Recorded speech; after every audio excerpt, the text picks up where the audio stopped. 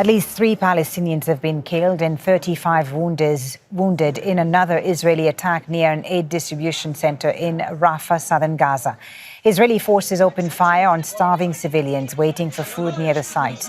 At least 31 Palestinians were killed and more than 200 injured at the same hub on Sunday.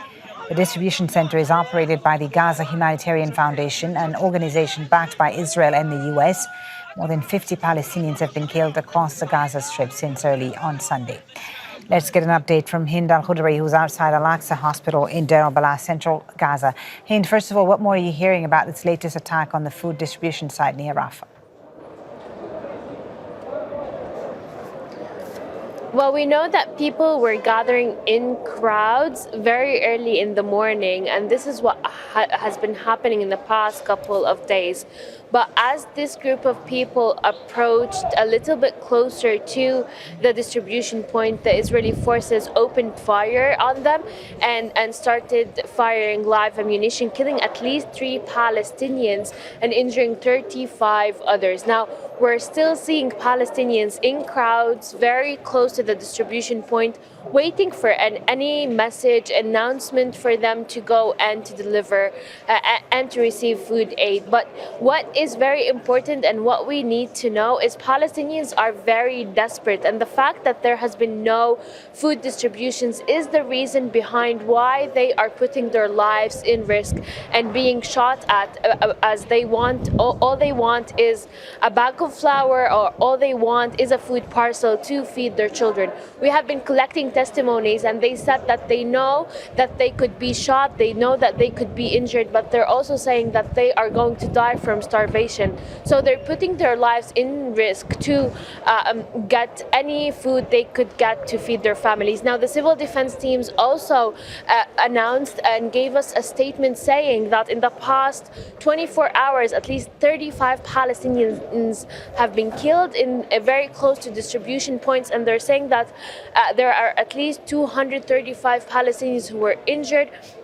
Most of them have been injured in live bullets and shrapnels from the Israeli weapons used against them. They're also saying that the ambulances are unable to reach the point very close to distribution points, despite the fact that they know and they have been appealed to rescue Palestinians that are injured in that area. And Israeli forces, Hind, have again targeted al-Mawasi. What's been the aftermath of this latest attack?